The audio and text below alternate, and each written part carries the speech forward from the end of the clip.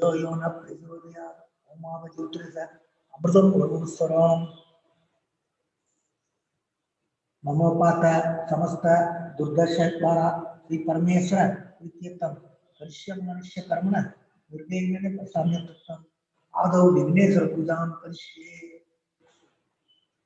पृथ्व्यां तुलसी सुतलं चंद्रगुरु देवता पृथ्वी दियात्रा रोगा देवता विष्णुनाथुला त्वं सतारि मां देवीत्र पुरुषासनम् आगमार्थं तु देवानां कमनार्थं तु रक्षासां खण्डारवं करामि यादव देवदवान् दाञ्जनम्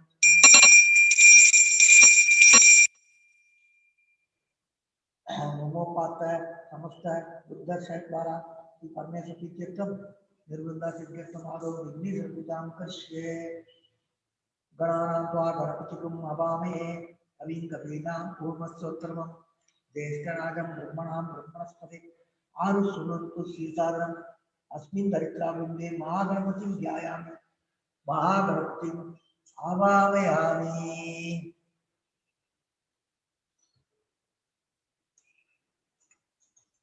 ओम महागणपतिये नमः आसमं समर्पयामि। ओम महागणपतिये नमः अर्घ्यं समर्पयामि। ओम महागणपतिये नमः पाद्यं समर्पयामि। ओम महागणपतिये नमः आसमनीयं समर्पयामि। ओम महागणपतिये नमः औपचारिक स्नानं समर्पयामि। ओम महागणपतिये नमः स्नानानन्तरम् आसमनीयं समर्पयामि। ओम महागणपतिये नमः वस्त्रदातम् अक्षदां समर्पयामि। ओम महागणपतिये नमः यज्ञोपवीतार्थम् अक्षदां समर्पयामि। ओम महागणपतिये नमः गंगा धारयामि समर्पयामि।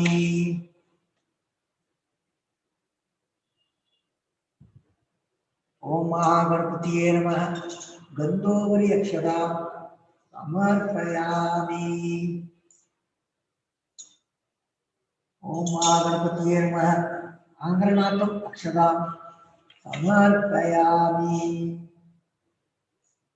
ओम महागणपतिये नमः हरिद्रा कुंकुमं समर्पयामि।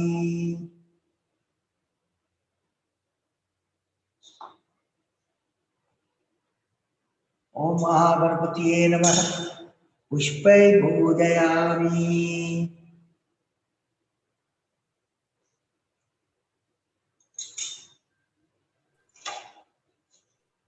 ओम सूर्याय नमः।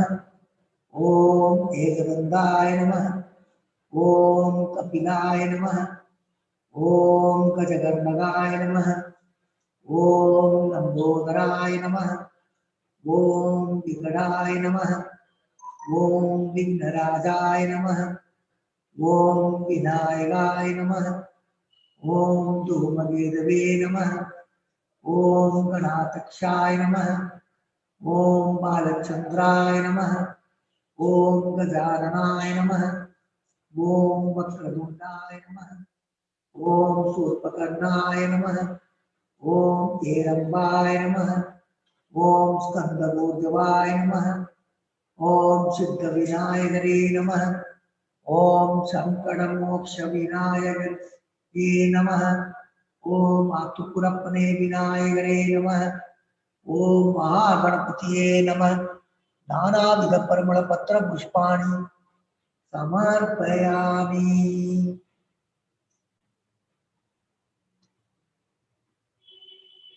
धूपार्थं समर्पयामि।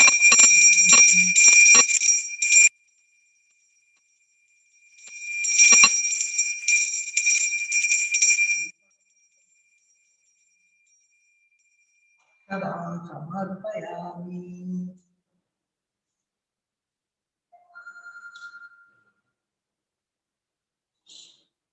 ओम भूर्भुवस्सुवः स्वस्तिर्वरेण्यं भर्गो देवस्य धीमहि धियो यो न प्रचोदयात्।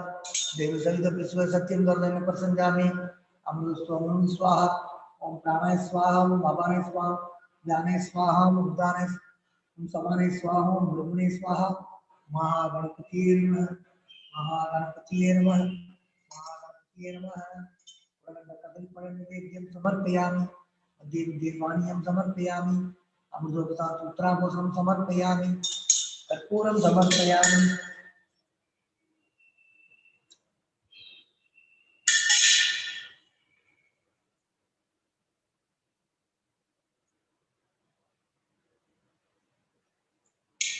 गरम गरम गरम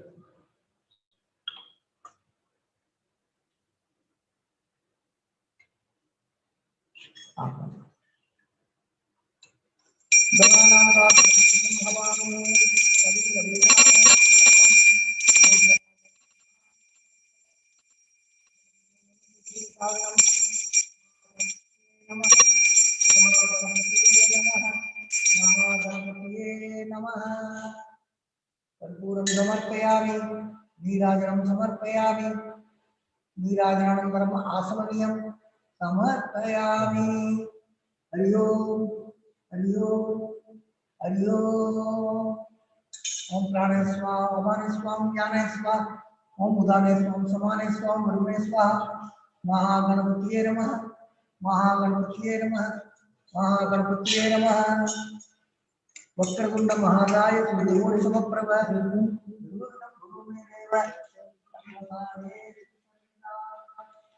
गणपति प्रसादं शिरसा प्रणमामि ओम भो ओम भुव ओम शिव ओम मह ओम जन ओम तव ओम सत्यम ओम तत्सदुर्भवाण्यं भर्गो देवस्य धीमहि धियो यो न प्रचोदयात् ओम ज्योतिषामृतपूर्णोत्सरम्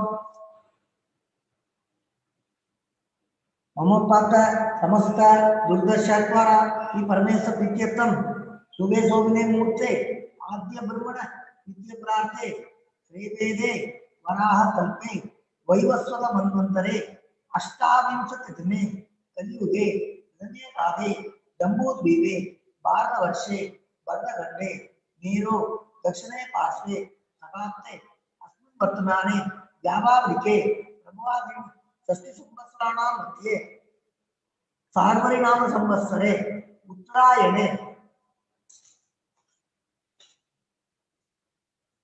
शिशिर ऋतु पंगुनि मासे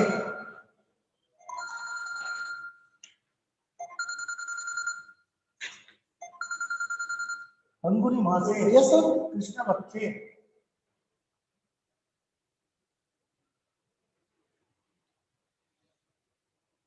भानुवासर युक्तायां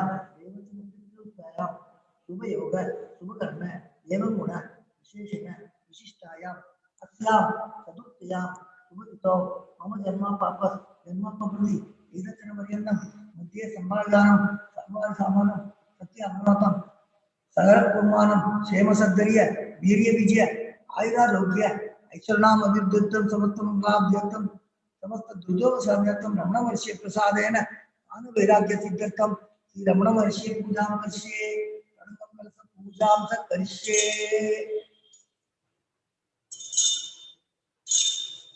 विघ्नेश्वरं यथास्थानं प्रतिष्ठापयामि सोमनाथ सेनाय पुनरागमनाय च कलशस्य मुखे विष्णु कंठे रुद्र समाजत मूले तत्र सिद्धो ब्रह्मा मात्रिया मात्रा समृद्धा कुशल सागरा सर्वे सब्दुला सुंदरा दिव्यदो दिव्यदो स्वामी लक्ष्मण गंगे सिद्धन गोदावरी सरस्वती नर्मदे सिंधु कावेरी हरे संगमरु अंगे सहिता सर्वे कलनाम समाजता अयातु देव पूजार्थं दुर्दशकारगा बंबूरा सागरोत्पन्नो विष्णु विष्णु करे देव सबुजे पर्वे पाजे नमस्तुते देवो देवालय भक्तो शिव देव स्नान अंजन निर्माल्य पूजा भवने पूजे ओम सकल महात्म शक्तिताय ओम विराटने नमः आधार शक्तिये नमः मूल प्रकृतिये नमः आदिवराय नमः आदिपूर्वाय नमः आनंदाय नमः पृथ्व्यै नमः आदित्यादि नवग्रह देवताभ्यो नमः दश दिक्पालेभ्यो नमः गुरु ब्रह्मा गुरु विष्णु गुरुदेवो महेश्वर गुरु साक्षात् परम ब्रह्मा तस्मै श्री गुरवे नमः ओम अस्य श्रीप्राणवृष्टामन्दस्य ब्रह्मा विष्णु महेश्वर ऋषिरति सामदर्वाणी संतांसि सकल जगत सृष्टि सम्मार्गारणि प्राण शक्ति परादेवता आप बीजम हरिम शक्ति रोम कीलकम प्राण प्रतिष्ठापने विनियोग आव अंकुष्टाभ्यां नमः हरिम गर्जनीस्यां नमः रोम मध्यमाभ्यां नमः आमनाभ्याभ्यां नमः हरिं हृष्टिकाभ्यां नमः ओम कर्णपुष्टाभ्यां नमः आम हृदयाय नमः हरिं शिरसे स्वाहा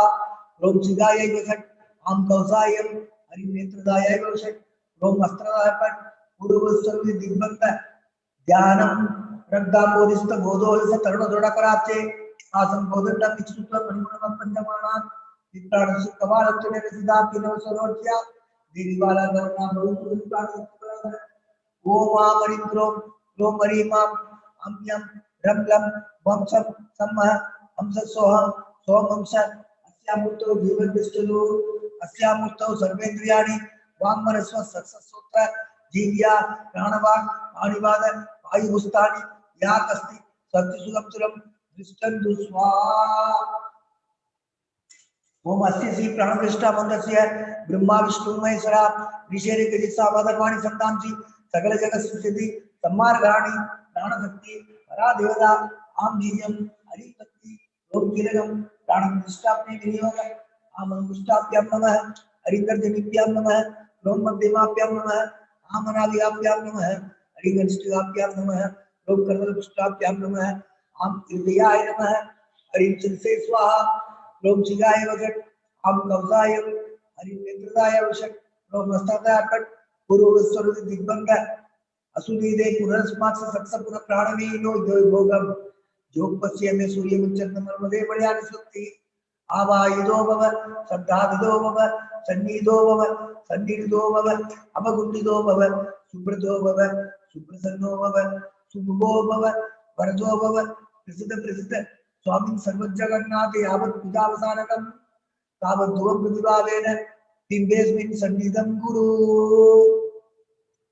ओम नमो भगवते श्री कुशेलाय नमः ओम नमो भगवते श्री कुबेराय नमः ओम नमो भगवते श्री कुशेलाय नमः ओम नमो भगवते श्री कुबेराय नमः ओम नमो भगवते श्री कुशेलाय नमः ओम नमो भगवते श्री कुबेराय नमः चतुर्मुखमंथन पौलुषे पल्सर्पः लक्ष्मी प्रदसी मानव प्रिय ईश्वरा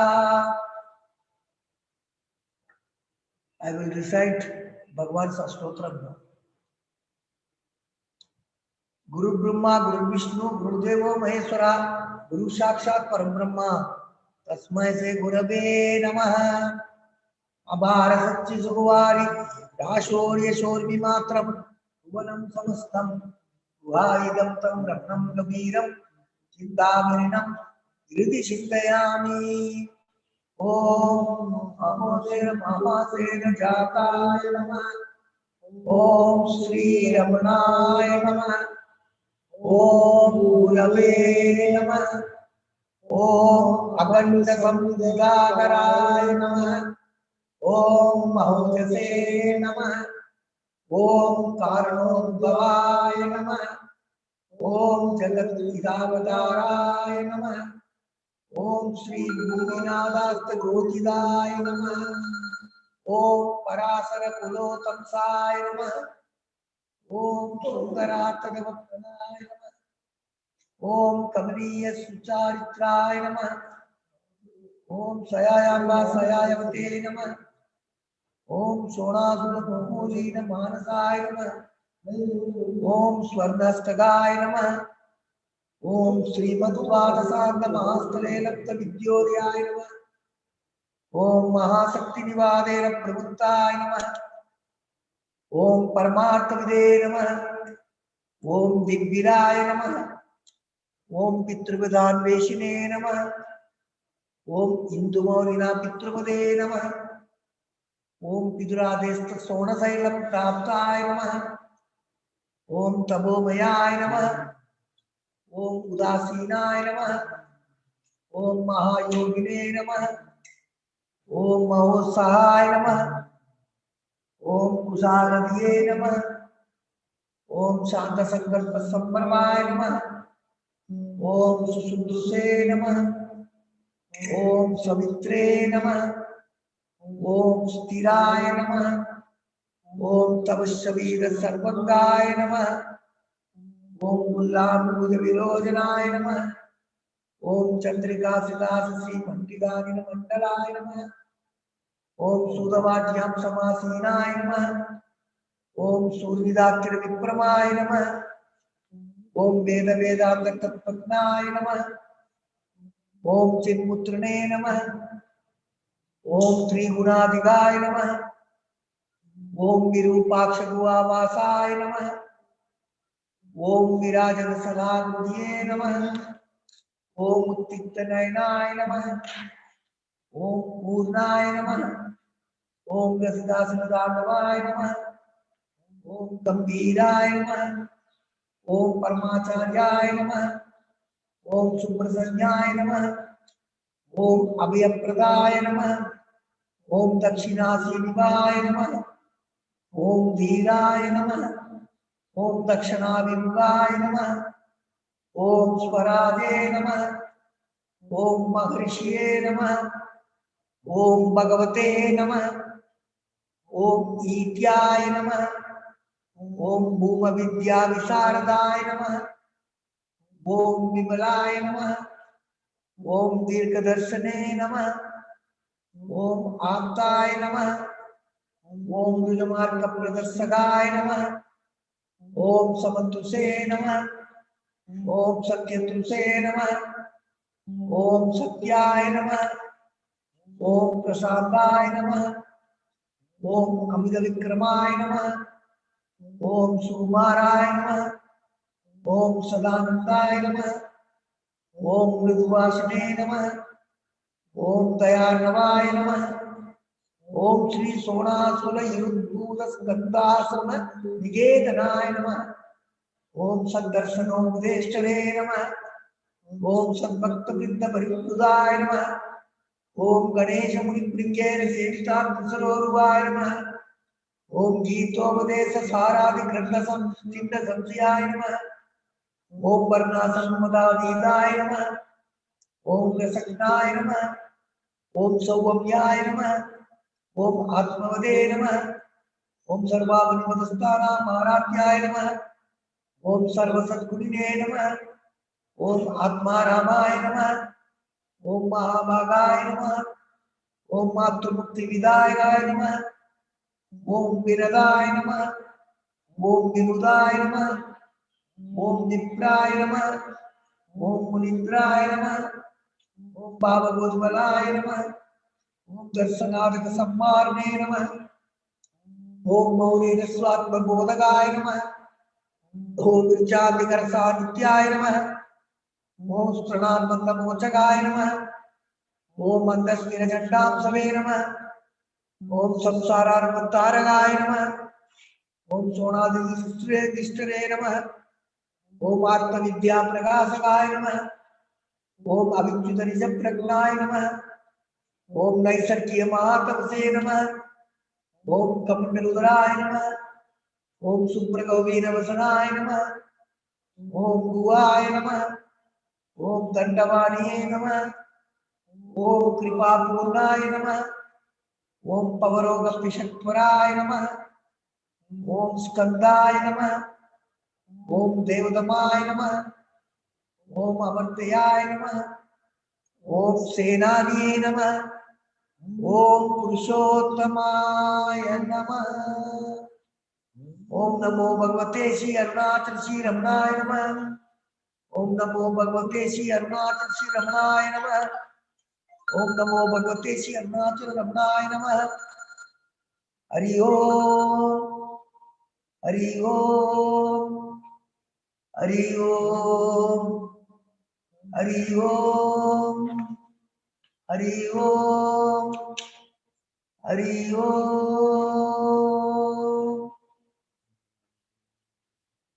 Arunachal Arunachal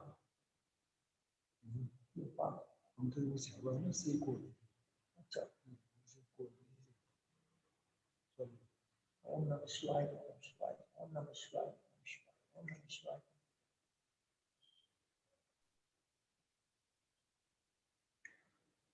Now let us all recite Bhagavan's Udesa Saram.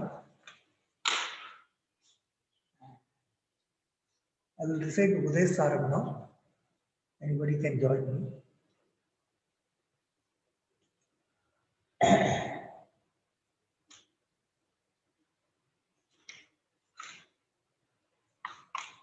कर्तुं चतुराज्ञया प्राप्यते फलं कर्म किंकरं कर्मजं विधि महददो वदनकारणं फलमशाश्वतं गदनिरोधकम् ईश्वरार्पितं नेचया कृतं चित्तशोधकम्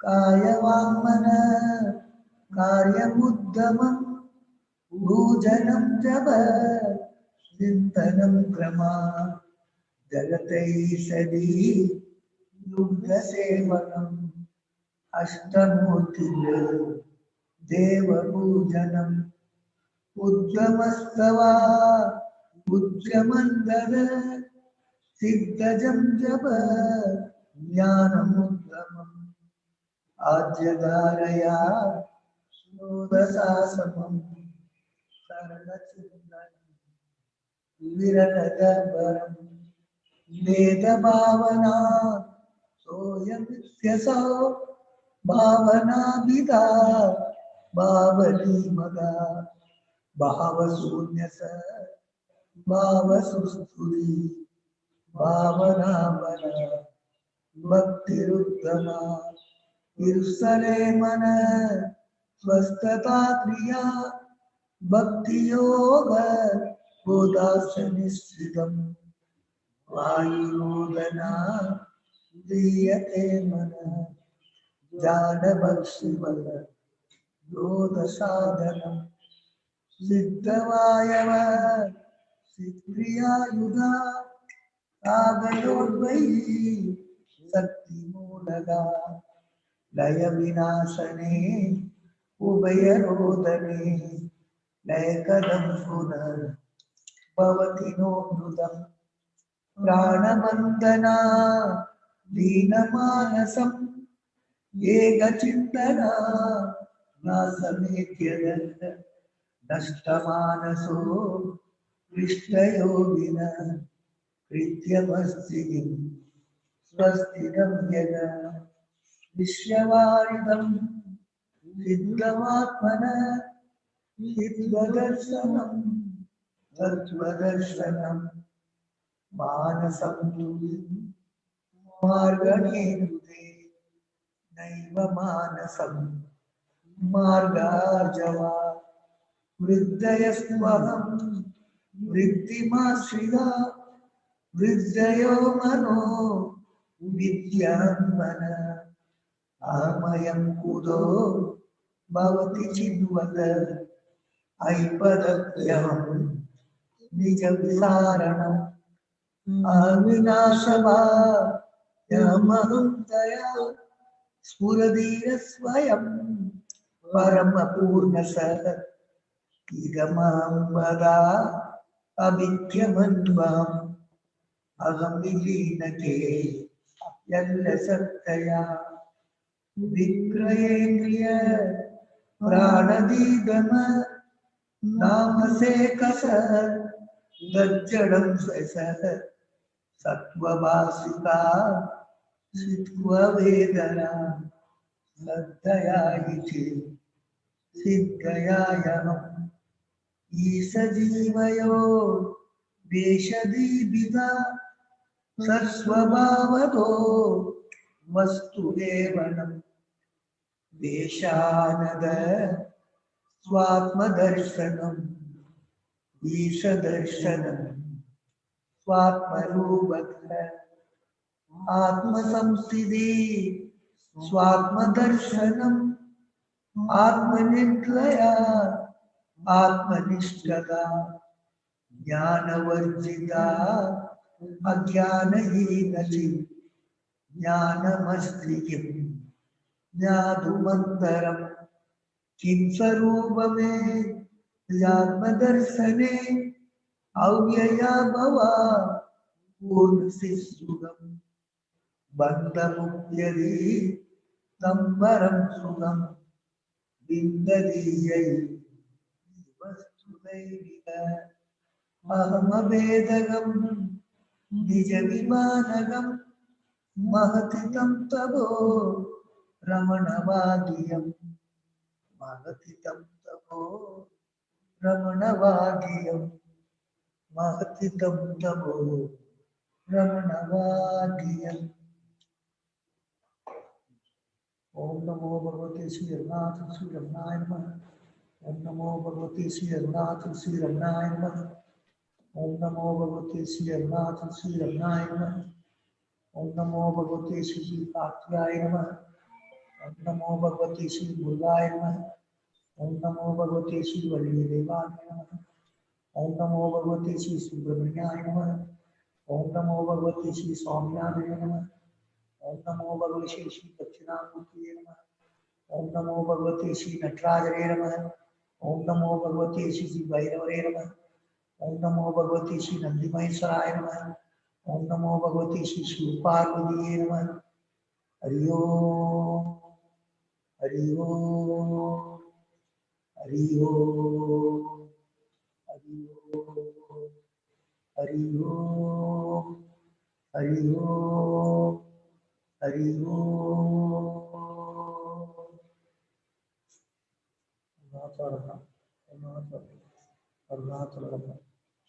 Om Namah Shivaya. Om Namah Shivaya. Om Namah Shivaya. Namo Ramana. A very warm welcome to the April Satsang with Mr. Michael James. A brief background before he starts his talk, though all of us know him very well over the last 6 months now, but there are a few new people who have joined us. Mr. Michael James started his spiritual journey at the Thiruvannamalai ashram during his visit to India in 1976. He stayed there for over 20 years and had a long friendship and association with Sri Sadhu Om. Mr. Michael James assisted him in translating Guru Vachaka Kovai, Naniyar, and Ulladu Narpadu, amongst other works of Bhagavan into English. Mr. James is now based in London, where he regularly discusses Bhagavan's teachings with fellow devotees via email and Zoom.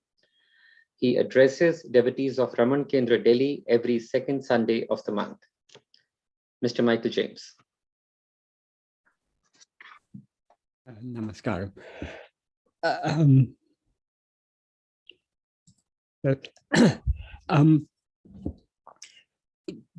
Do you mind giving me? Oh, you've given me recording permission. I see. Okay, thank you very much. Okay.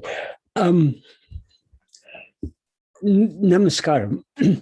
Today I'm going to be talking about the path of bhakti and self-surrender. Bhagavan often used to say, bhakti is the mother of jnana. That is, without all-consuming love to surrender ourselves, we cannot annihilate this ego. So the key to following the path that Bhagavan has shown us is bhakti. In fact, the path of self-investigation that Bhagavan has taught us is the very pinnacle of the path of bhakti. So I think it's useful to understand the Bhagavan teaching in the context of the path of bhakti, in its broadest sense. As Bhagavan says in the first clause of the first paragraph of Nana, Sakala Jivagalam Dukkamembadindri Epodum Sukhamai Iraka Virumbo Vadalam. That is, since all living beings want to be happy always without what is called misery. That is the one thing we are all seeking is happiness. Some people may superficially say, oh, no, I'm not looking for happiness. I'm looking for what I want is I want to be very learned, or I want to do charity and be good, kind to people, or I want to become very rich, or people may think they desire so many things, but whatever we desire those things because we think they make us happy. As Bhagavan says in the third clause of that first sentence, Priyataku Sukhame Karan Madalalam. That is, since happiness alone is the cause for love. That is, whatever we love or whatever we desire or whatever we like it because we think it will make us happy. So all our desires, the ultimate driving force behind all desires is the desire for happiness. That is our fundamental desire. And why do we all desire happiness? Because happiness is our real nature. Happiness is what is natural to us. As Bhagavan sometimes used to say, if we have a headache, why do we want to be free of the headache? Because the headache is unnatural.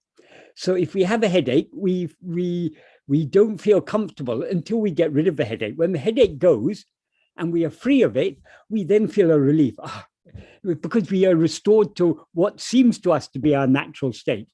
Of course, as Bhagavan said, even having a body is not natural to us, but a headache is something unnatural upon that unnatural body. So we will attain infinite and eternal satisfaction only when we are not only free of this body. This body comes and it goes. That is, we all know we're born one day, we die one day. But that's not the end of the story, because so long as we continue rising as ego, we will continue projecting one body after another, and it's an endless cycle until ego is brought to an end. So ego is not natural to us. Our natural state is just being, not rising as ego. So we will be perfectly happy only when we are free of the rising of ego. That is why we need to surrender ourselves. Surrender ourselves means surrender this ego, this false awareness, I am this body. So that is what we are all seeking, whether we know it or not. That is, we all know we're seeking happiness, but the fact that happiness can be attained only by surrendering this ego, that is not recognized by most of us. So when the mind is more immature, when the mind is more impure because of the strength of the Vishaya Vasana, the inclination to go outwards, when they are very strong, we tend to, we think happiness comes from external things, and we are trying to achieve things that we think will make us happy. If I have more wealth, if I have more power, if I have more wives or more children or more this or more that, then I'll be happy, we think. So and because of the impurity of our mind, we are more selfish. We are concerned only about our own happiness. So we seek, by hook or by crook, we seek happiness in any way.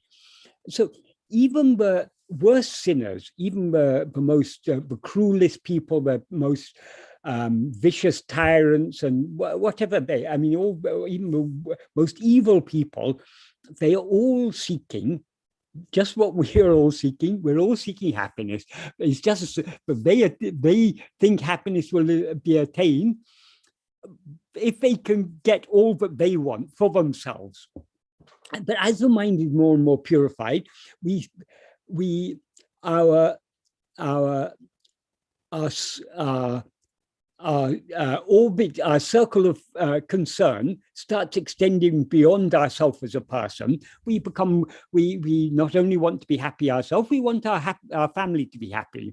If our family are not happy, we will not feel happy. So for our own sake, we want our family to be happy, or we want our tribe to be happy, or our caste, or our religion, or our nation, or something. That we identify ourselves with a certain group of people, and we want that group of people to be happy because that will make us happy.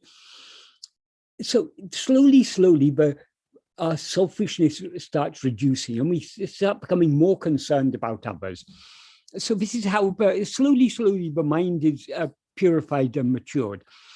But during this process, we still are looking for things. We still want things that will make us happy. So we're still concerned about ourselves, even if we want our family to be happy, or all our people who are close to us in one way or another. We want them to be happy. Why? Because that will make us happy. So in life, we face so many difficulties. That is, we think if I get this, I'll be happy. But to get this, there's so many obstacles in the way. And so many things come, but seem detrimental to our happiness. Disease comes, calamities come, bereavements come, so many things come. So we begin to understand, but by our own strength, we cannot get everything that we want, and we cannot avoid all the things we don't want. So we begin to look for some help.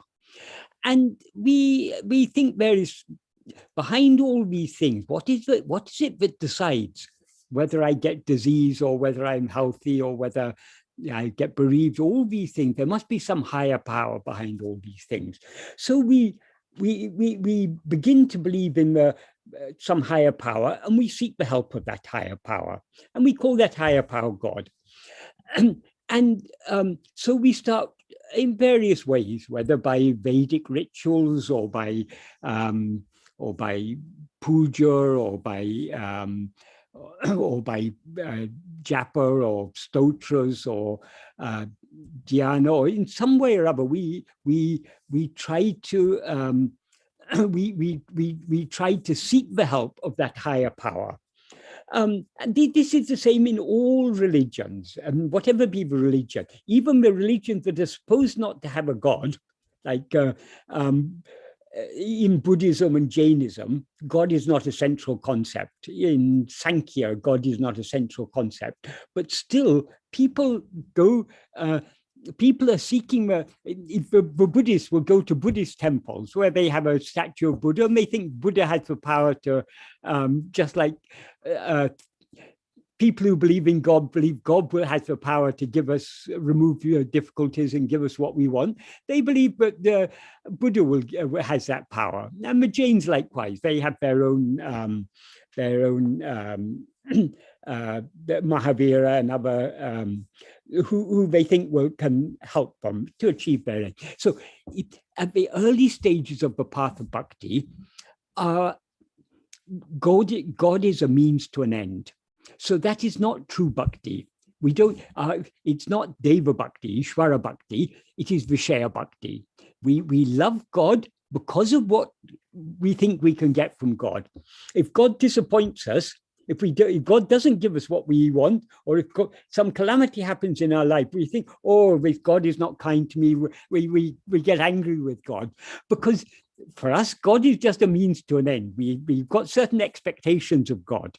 If God doesn't match up to our expectations, then we get disappointed and we even get angry with God. This is very immature, because we are still taking God to be a means to an end. God is not an end in himself. But after many janmas of this type of bhakti, slowly, the mind is matured. And gradually we come to understand, that is, we pray to God, and God, some difficulties God gives us, but we pray to him, and those difficulties are somehow or other removed, because no difficulties last forever. So slowly we come to understand, even the difficulties are given by God for some good reason. And so we understand God is taking care of us. God is doing whatever is good for us. So slowly we come to the understanding, but we are approaching God for what we can get from God. But greater, Sadhu Om has written a beautiful song, Kodu Tavam Perida, Ala Dinda Kodu Podal Perida. That means, which is great? Is the giver great, or are the gifts given great? Now, obviously, the giver is greater than the gifts. So when we come to that understanding, but God who gives us all that we ask for, or not necessarily all that we ask for, but many of the things we ask for, and God who is taking so much care of us, is he not greater than all these things that we ask him for? So isn't it very petty of us to ask God for this or that? Rather than loving God just for what we think we can get from God, when he's ready to do all this for us, how much love he has for us. So we should love him for his own sake. So slowly, the Vishaya Bhakti gives way to the genuine Deva Bhakti. We love God for his own sake. That is, we no longer are worshipping God just for what we think we can get from God. We are worshipping him for his own sake, because we love him, because he is doing so much for us. We accordingly love him, and therefore we want him alone. We cease to seek things from him, and we begin to love him for his own sake.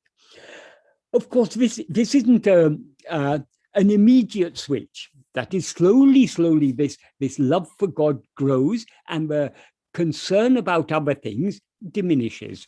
But still, when we're in difficulty, we still pray to God to free us from these difficulties. But generally, our mind is moving away from its desire for things, for vishayas, for what we can get from God, towards love for God for his own sake. As our love for God increases, we that is when we can understand, give you an analogy of human relationships. If you genuinely love someone, you are not seeking to gain things from that person. You want to do things that will make that person happy. That is, if you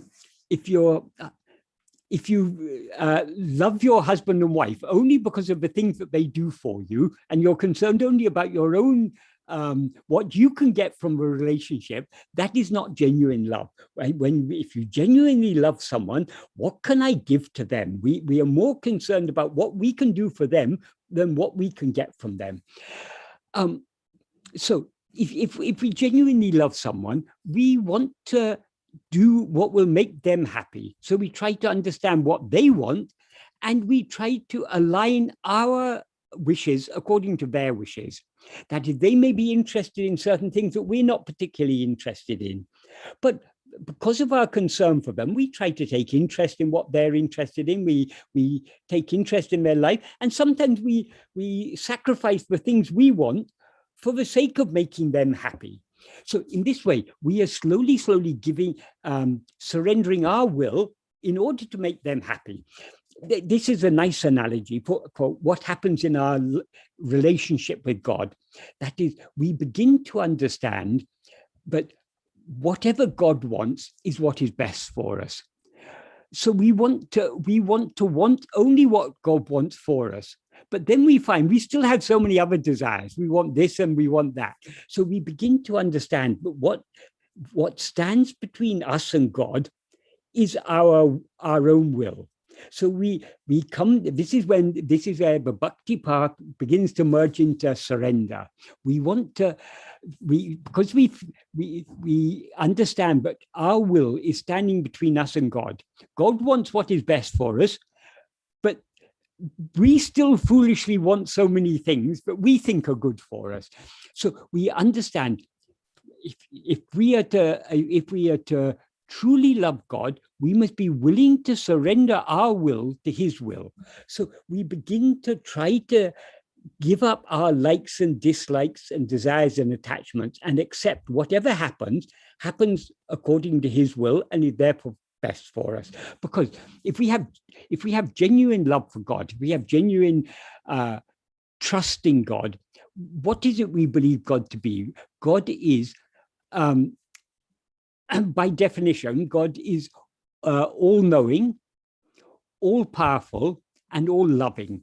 Because he is all-knowing, nothing can happen without his knowledge. Because he is all-powerful, nothing can happen without his consent. So whatever happens with his knowledge and with his consent. So whatever happens to us is according to his will. And since he is all-loving, whatever he wills is only what is good for us. So we may not, when sometimes bad things or what we judge to be bad things happen to us in life, sometimes calamities, bereavement, so many things that are painful for us happen. But if we genuinely trust God, we will understand, okay, I may not understand it, but God knows what is best for me. So if God is allowing this to happen to me, this is what is good for me. So we begin to try to give up our own likes and dislikes and desires and attachments, and to accept whatever happens as being the sweet will of our Lord. as Bhagavan says in verse 2 of Arunachal Patikam, Ninishtam Enishtam, your will is my will. That is, I have no will of my own. I only want what you want. Imbedaku, that is happiness for me. So we begin to, we try to surrender our will to the will of God. So this is in this way, but bhakti is slowly maturing.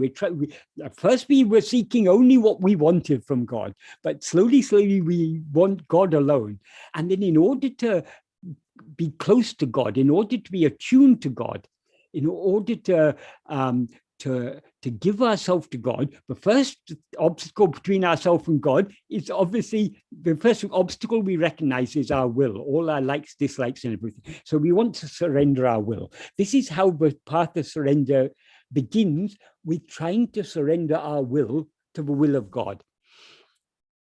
However, so long as we rise as ego, we cannot but have likes and dislikes. It's inevitable. That is so. But once we have a separate, when we rise as ego, we have limited ourselves as this person. And once we are limited, we have certain needs. That is, this person we seem to be has certain needs. We need food, we need clothing, we need shelter, we need comforts. And so it's inevitable. But so long as we are limited, we will have likes and dislikes. Certain things seem to contribute to our happiness. Certain things contribute to our unhappiness. So we like the things that make us happy, and we dislike the things that make us unhappy. So we cannot completely surrender our will so long as ego survives. Because what is the root of the will? It's only ego. That is, whose will is it? Who is it who likes this? Who is it who dislikes that? Who desires this? Who fears that? So the will is only ego's will. It's we who have all these likes, dislikes, and desires, and so on. So long as we remain separate from God, we inevitably have, though we may be able to reduce the intensity and the strength of our likes and dislikes, we cannot be completely free of likes and dislikes so long as we remain separate.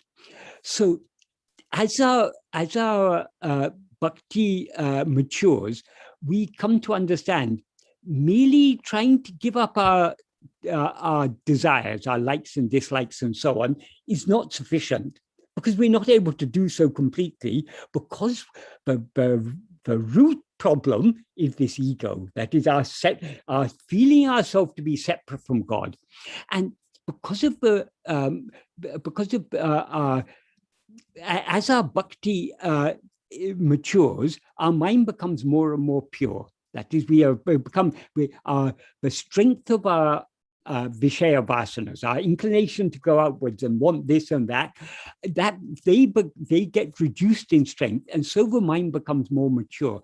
And as the mind becomes more mature, we become willing to accept that when we start off on the Bhakti Marga, we are a small little creature, and God is some very great power up there in heaven or outside. Somehow we take God to be something other than ourselves. And it's true, if we are this little person, God is something other than ourselves. But God cannot be completely other than ourselves, because if God is the infinite whole, nothing can be other than him. If we are something other than God, God is thereby limited, because he doesn't include everything. We are something separate from him. So obviously, if God is infinite, as all theists or all believers in God, they say, yes, God is infinite. But if God is infinite, then how can we be something separate from him? So God must be our own real nature. God must be what we actually are. So having a separate existence from God, that is the problem. It's not just our will. Of course, our will is a problem, but the root of that problem is this separate existence, our separate individuality. That is our ego, as Bhagavan put it in the one simple word. So ego is the problem. So then we want to surrender this ego. So how can we surrender this ego to God? As I say, we can reduce our likes and dislikes to some extent. We can try to attune our will to the will of God, but we cannot completely surrender it without surrendering ego. So surrender, as surrender becomes deeper, it's no longer, it is not just a matter of surrendering our will, though surrendering our will is necessary up till the end, because I mean, that's very necessary. But not only surrendering the will, we need to surrender this ego. So how do we surrender this ego? That is, so long as we rise as ego, we seem to be something separate from God, but we cannot be anything truly separate from God. Bhagavan has said it, a very beautiful verse in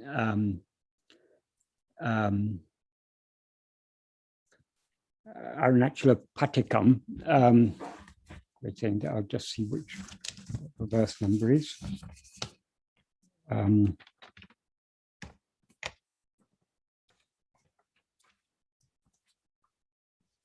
Verse 7 in Arunachala Patikam.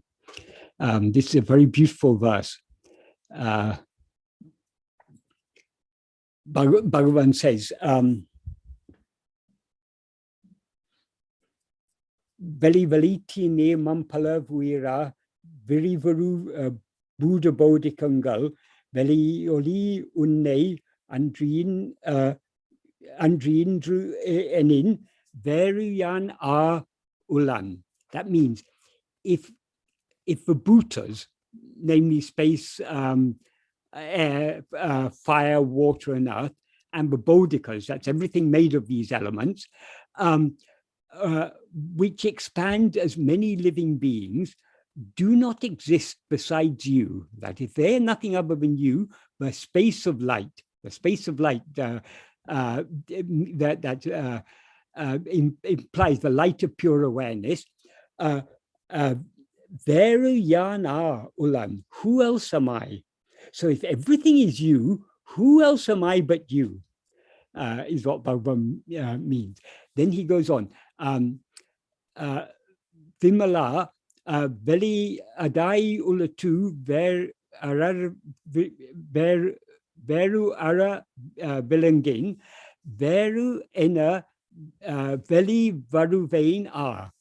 O blemishless, if you shine without another in the heart as the space of, as that space, that means the space of pure awareness, who am I who come out as if another? And then he ends with a beautiful prayer. Veli vara Arunachala, Arunachala come out, Avan Talayil, that means on his head, that means on the head of this ego, Avan Talayil, Virimala Padatine Vete. Arunachala, come out, placing your vast lotus feet on his head. That means you place your feet on the head of his ego and crush it. So our very rising as an ego is, how can we be anything separate from God? Our very rising as an ego is, we cannot be, even though we seem to be something other than him, we cannot be anything other than him. So this is when our bhakti matures to this stage, we want to give ourselves wholly to God. We pray to him, come out and put your feet, your vast lotus feet on his head and crush him. This ego who rises as if another.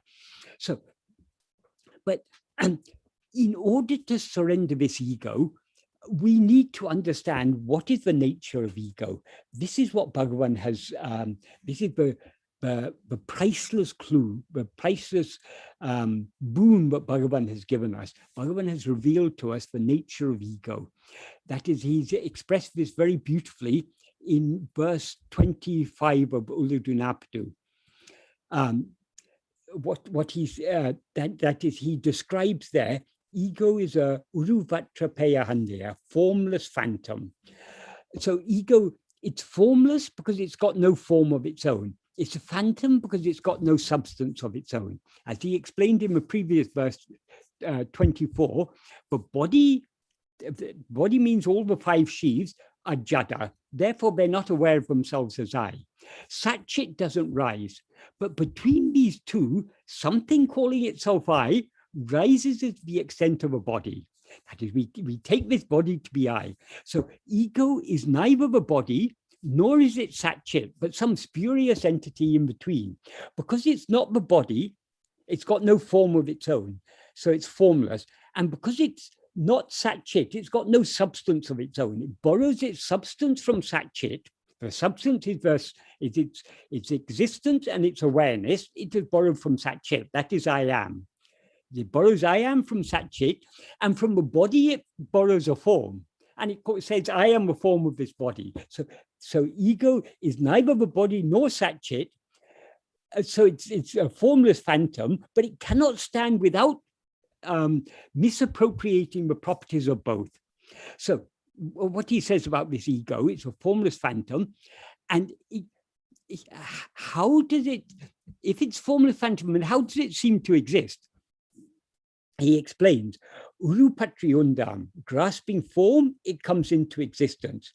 Urupatri nikam, grasping form, it stands. What is the form it grasps? First, it grasps the form of a body as itself. So first we take a body as I, and because we experience ourselves as a body, we consequently experience so many other forms. So having taken a body to be I, and holding on to this body as I, we then experience so many other forms. So he then says in the third clause, Urupatri undu mika ongum, that is grasping and feeding on forms, it flourishes. That is, once we've taken this body as I, as this body, we depend on so many other things. We need food, we need clothing, we need shelter. So our attention goes outwards, and we're constantly seeking things that seem to us to be necessary. So the nature of ego is to grasp form. Since ego is formless, all forms are something other than itself. So grasping form means attending to anything other than ourselves is grasping form. So this is the very nature of ego, to be always attending to things other than itself.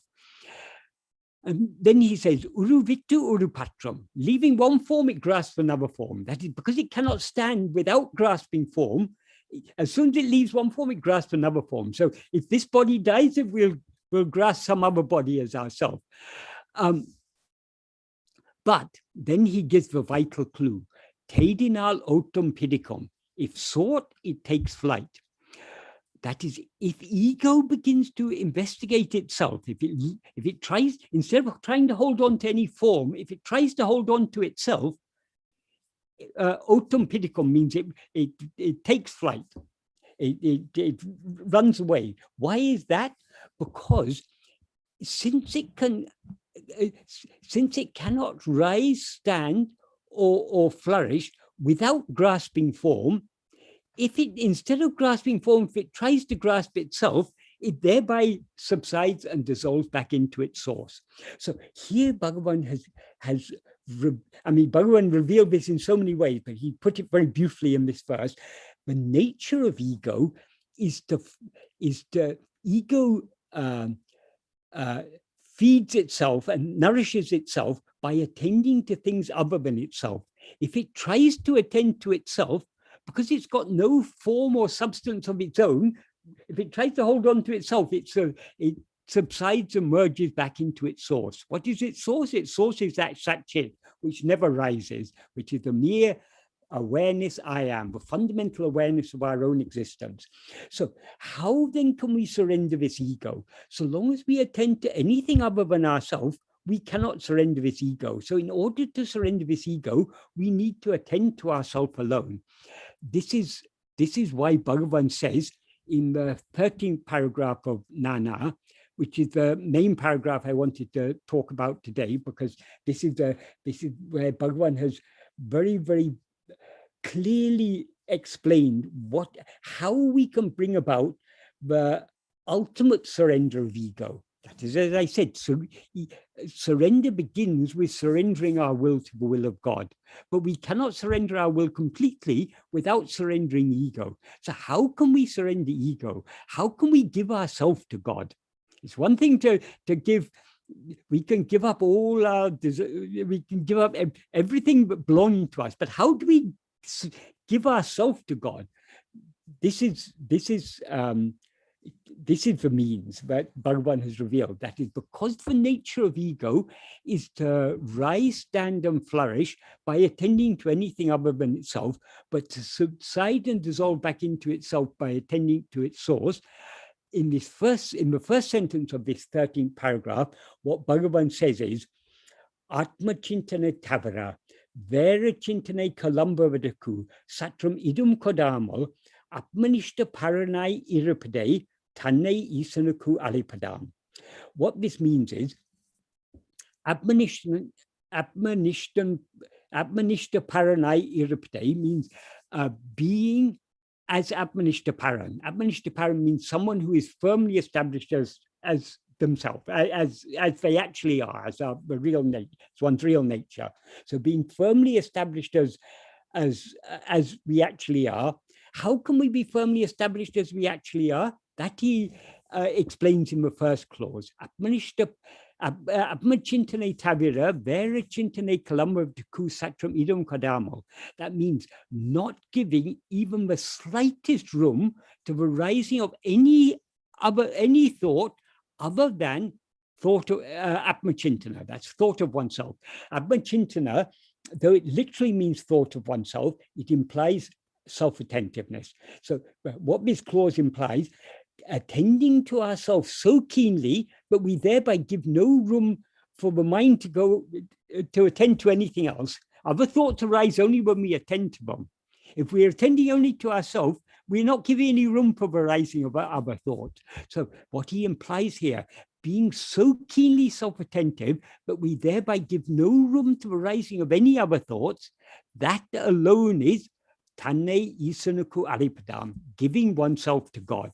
So if we want to surrender ourselves to God by bhakti, even when we're still taking God to be something other than ourselves, we can to some extent surrender our will to him, to some extent, not completely, but we could reduce the strength of our desires and so on. But how to give ourselves to God? We can give ourselves to God only by this path of self-investigation. So the pinnacle of all spiritual practices is the path of bhakti. The pinnacle of the path of bhakti is surrender. And the pinnacle of the path of surrender is Atma Vichara. So that's why Bhagavan gave most importance to Atma Vichara, knowing and being what we actually are. To know and to be what we actually are, we must attend to ourselves. And by attending to ourselves, we are thereby surrendering this ego. So everything, by following this path of Atma Vichara, this is the culmination and the fulfillment of all other spiritual paths. That's why Bhagavan said, for example, in verse 14 of Ulutunaptu Anubandham. I'll just get that verse. What Bhagavan says in that verse is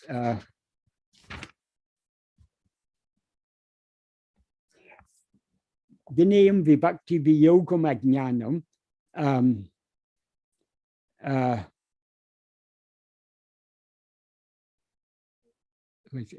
Yogam Ajnanam Inave Yaraku Ena Ain Didutale. That's investigating to whom are Dine, that means karma, vibhakti. Here vibhakti is used, usually vibhakti means separation, but here it means the opposite of bhakti. It means lack of devotion. Viyogam, separation, the opposite of yoga, which is joining. Viyoga is separation. Ajnana, ignorance. To whom are all these? These are all defects that we have now. For whom are all these defects? Investigating thus is itself karma yoga, bhakti yoga, Raja Yoga, and Jnana Yoga is the implication there. So that is this path of self-investigation. This is the culmination of all other paths. And he says the same in verse 10 of Upadesha Undiyar. he says, Udita idatil odungi irital adu karmam bhaktium undipara adu yogam jnanam undipara. That is subsiding and being in the place from which one rose. That is karma and bhakti. That is yoga and jnana. As in the Sanskrit version, he says.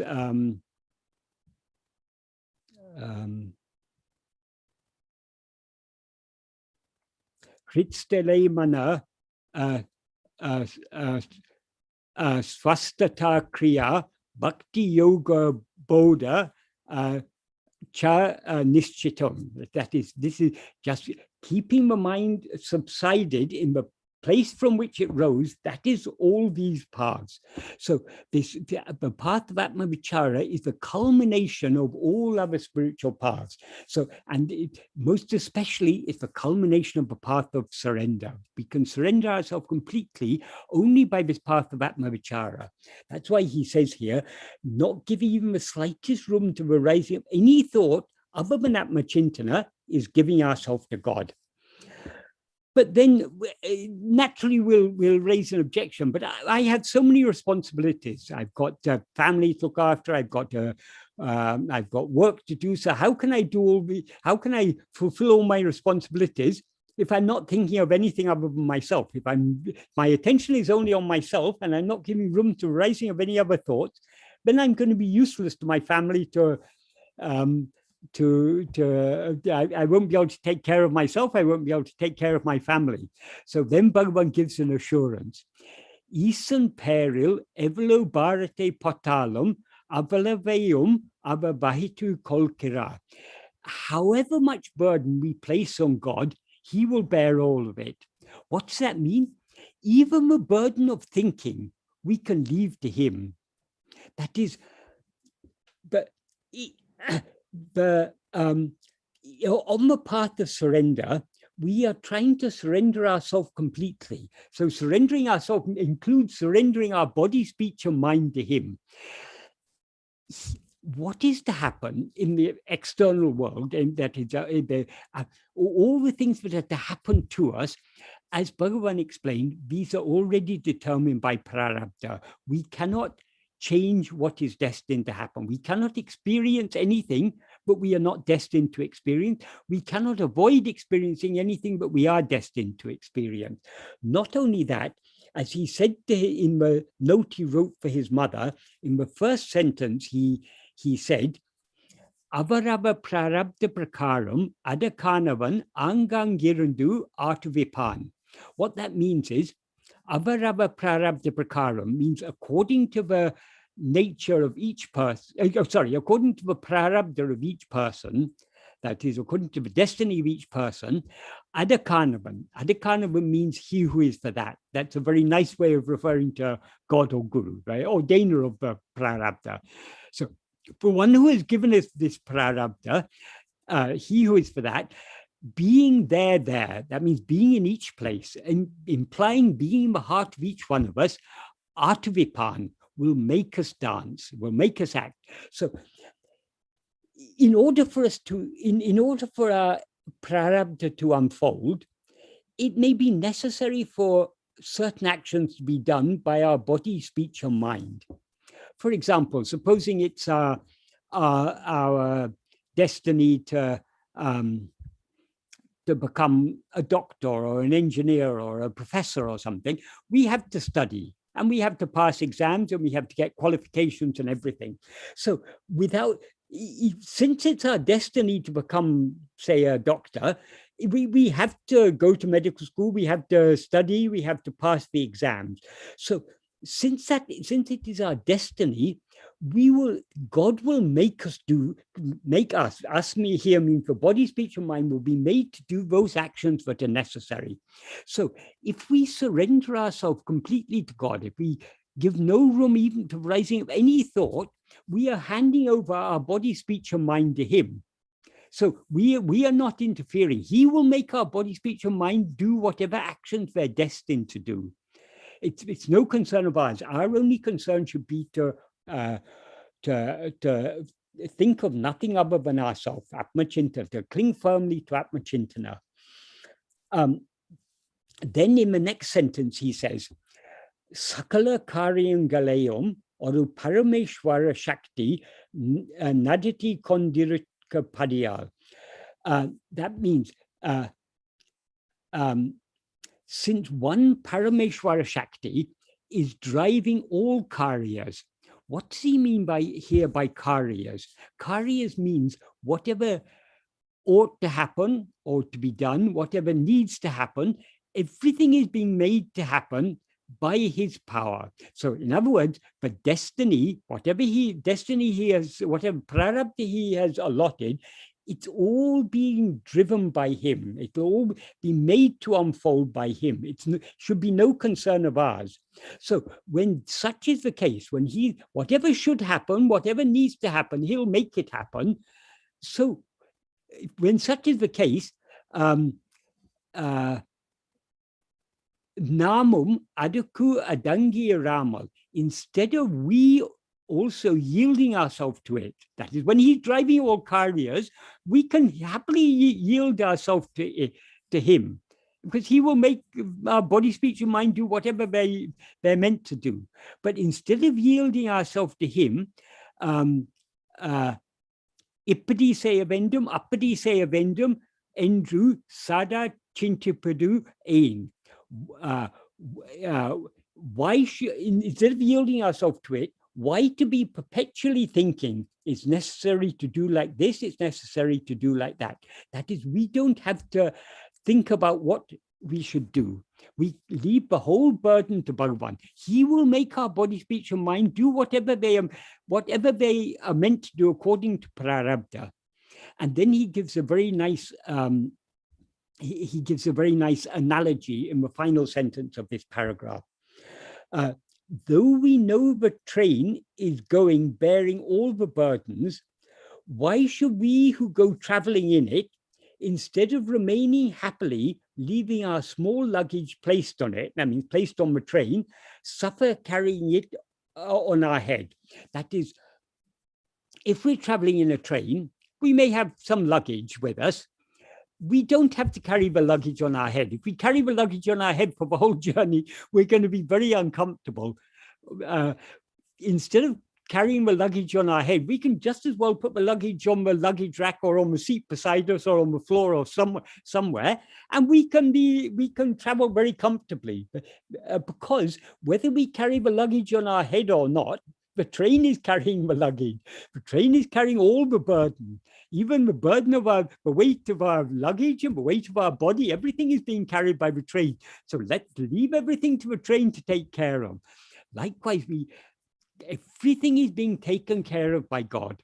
So we can confidently leave everything to him. So here Bhagavan is giving us a great assurance. We can leave even the burden of thinking to God. Leave that to him. We don't have to do anything. All we have to do is cling firmly to Atmachintana, to self-attentiveness. If we do so, that is truly giving ourselves to God. And because we're giving ourselves to him, he will take care of us. He will do whatever is necessary. He'll take care of us, of our family, whatever we may be concerned about. Leave all the concerns to him, because he can take care of everything far better than we can. So this is a very, very great assurance Bhagavan gives us. And because I touched upon that,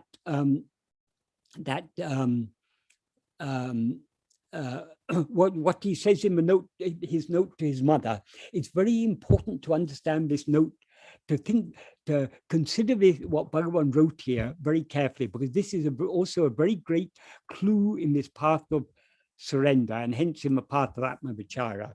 That is, in the first sentence, as I said, he says, according to the destiny of each person, God, or he who is to that, being in the heart of each of them, will make them dance, will make them act.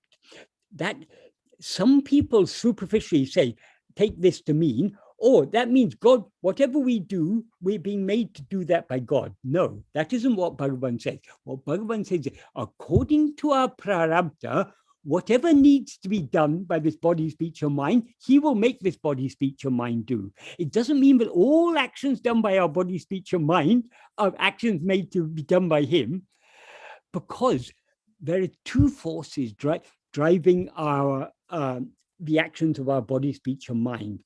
But the actions that we're made to do according to prarabdha are his will. But there's another important factor where we started this discussion. The problem we face is our will. So long as until we have surrendered our will completely to him, we have a separate will of our own. So our body, speech, and mind is not only being driven by the will of God, it's also being driven by our will. Sometimes our will happens to be attuned to the will of God. Supposing it's our destiny to study and become a doctor. Most people who become doctors want to become a doctor for one reason or other. They may want to become a doctor because they think it's a very noble profession. They can help other people, or they may want to become a doctor because they think they can earn a lot of money by being a doctor, or they may want to become a doctor because the social prestige of being a doctor. Whatever it is, most people who study to become doctors want to become doctors. So not only is it God's will that they are doctors, it's also their will. So even when we are acting according to the will of God, if we are acting also according to our will, we are thereby creating agamya. That is, any actions we do driven by our will are agamya. Some agamya happens to be in line with the will of God, so it seems to bear fruit.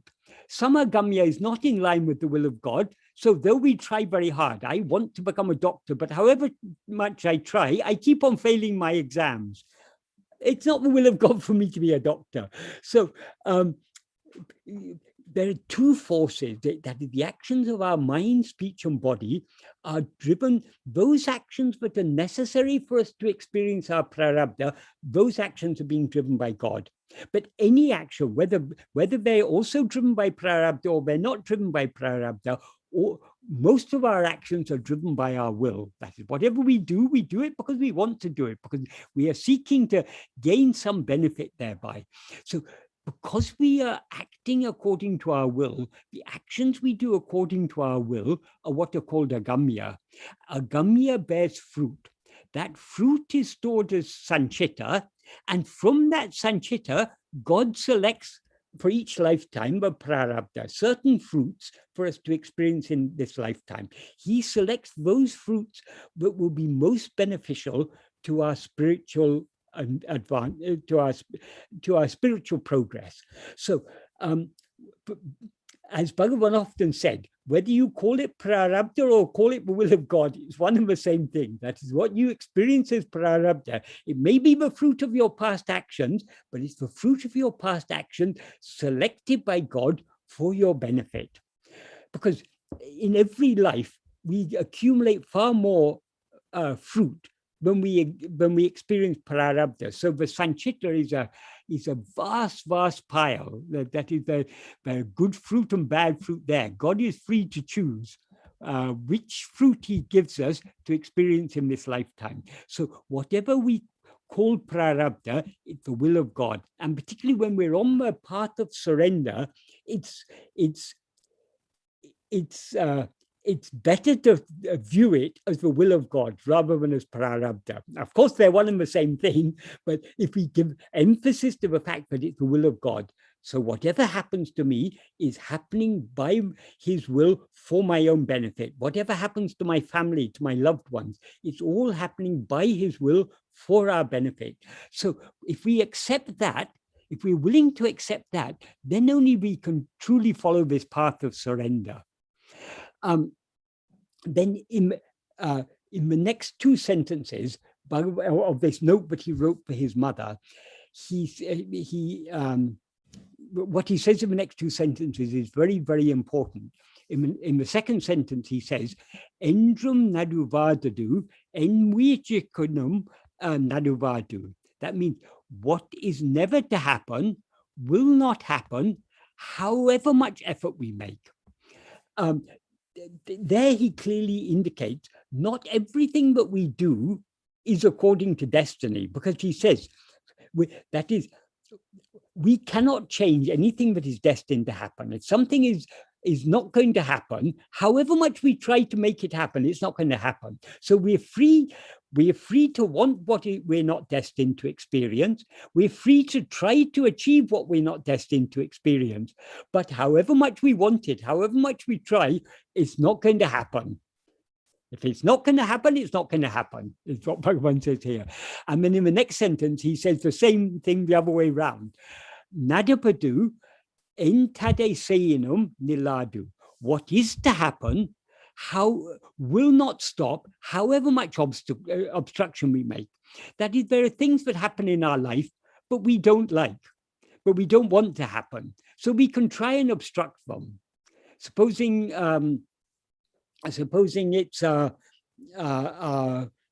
something unpleasant, something we consider unpleasant, some accident or some illness or some bereavement or some financial loss or anything. If it's going to happen, it's going to happen, however much we try to stop it happening. And then he says in the fourth sentence, iduveitinum. This indeed is certain. It's absolutely certain. We cannot, what is going to happen is going to happen. What is not going to happen is not going to happen. However much we try to change it, what is going to happen, that alone is going to happen. That means we cannot change the prarabdha even an iota. So what should we infer from that? Trying to change it is futile. So we should surrender our will to his will. We shouldn't have any likes or dislikes of our own. Whatever is to happen, it's happening according to his will. That itself is happiness for us. We shouldn't want anything else. And so he concludes this note to his mother saying, Ahalin monamai irake nandru. Therefore, being silent or silently being is good. What does he mean by being silent here? Obviously, it doesn't mean not doing any action, because the body, speech, and mind will be made to do those actions that they are destined to do. Being silent means not rising as ego with a will of our own. So when we don't rise as ego, we are not identifying ourselves with this body. We're not trying to drive the body, speech, and mind to do things according to our likes and dislikes. So the state of being silent is the state of non-rising of ego. In other words, the state of complete surrender. So Bhagavan is saying the same thing in so many ways, in so many different places. Another place where he indirectly talks about surrender, I talked earlier about verse 25 of Uludunapadu, where he reveals the nature of ego is to be always grasping form. So if instead of grasping form, we try to grasp ourselves, ego will thereby subside. Then in the next verse 26 of Uludunapadu, he says, Hande undayin anatumundahum. If ego comes into existence, everything comes into existence. If Hande indrail indru anatum. If ego doesn't exist, everything doesn't exist. Hande yavamam. Ego itself is everything. That is all. Everything we experience is just a dream. The dreamer is ego. Without the dreamer, there's no dream. So when the dreamer rises, it projects a dream. Everything in the dream is nothing other than the dreamer. That is what everything we see in a dream. We see mountains and we see houses, we see cars, we see people, we see oceans, we see so many things. What are all those things? They're all our own mind. We are seeing our own thoughts. We are seeing as all these things. So ultimately, everything is only ego. Ego itself is the seed that expands as all this. Then he says in the final sentence, which is the sentence I want to say here, Adalal yadu idu endrunadale ovadal yavam eno.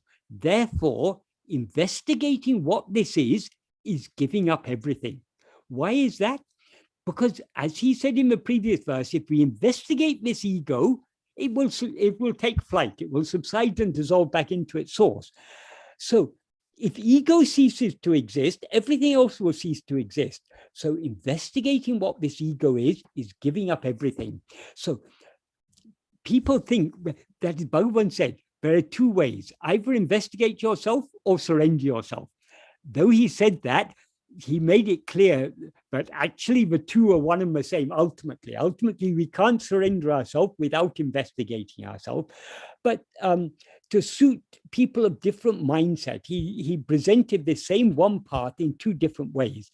But whether we follow the path of surrender or the path of vichara, we have to give up everything. So people think superficially, oh, this surrender is easy. So all I have to do, I surrender myself to God, then I don't have to do anything. Surrender is not at all easy. We have to give up everything. We have to let go of everything. We have to have no desire, no expectation. We should want nothing from God. We should just subside back into our source. That alone is surrender. So the path Bhagavan has taught us, though he taught it in two, he presented the same path in two different ways. He presented it as the path of surrender, he presented it as the path of vichara, but he made it clear that ultimately they are one and the same. So if we want to achieve that infinite happiness that we are all seeking, we must be ready to surrender ourselves. And surrendering ourselves means surrendering everything. We must be ready to give up everything. So this is the, once we have come to Bhagavan's part, once we have come to Bhagavan, when we understand that this is what, that is, Bhagavan is ready to give us infinite, well, as he said, he's not actually giving us anything because we're already that, we're already infinite happiness, but Bhagavan is ready to restore us to our original state of infinite happiness. But in order to attain that state, we have to pay a very small price. We have to surrender this ego. So long as we're clinging on to this ego, and so long as we cling to anything else, we are thereby clinging on to ego, because who is it who is clinging to other things? It is ego. So the very nature of ego is urupatri, grasping other things, clinging to other things. So we need to let go of everything, including this ego. Then only we can attain that infinite happiness that we actually are. So sorry, I've again talked for nearly an hour, but if anyone would like to ask any questions, I meant to keep the talk shorter this time, but I got carried away as usual. Sorry. I think we have a question in the chat window from Neeraji, sir. Oh, okay. Shall I? I'll read the question. Yes, please. If the mind is somewhat surrendered, why is it that our speech has hindrances in clarity, or is it not completely aligned with the mind's intention? Until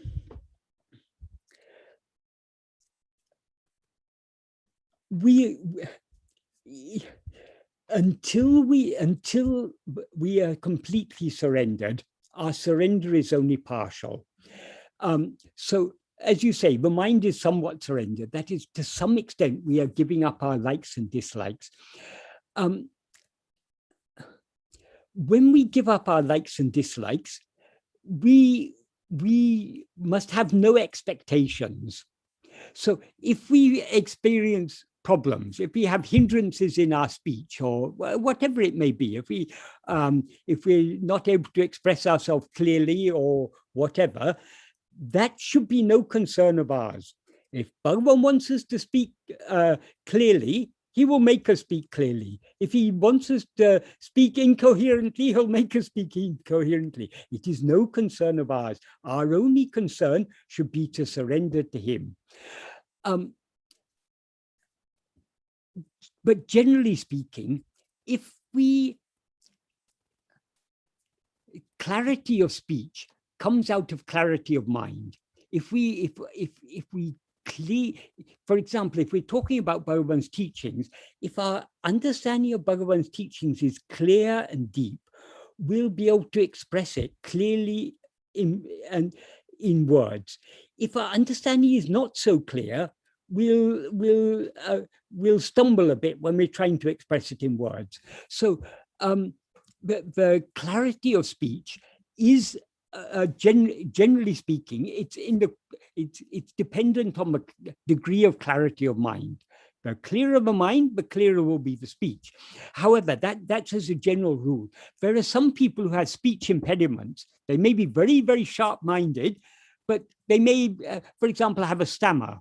Or there are so many different types of speech impediments that people have. If someone has a speech impediment, they may not be able to express themselves clearly in speech, even though they very clearly understand.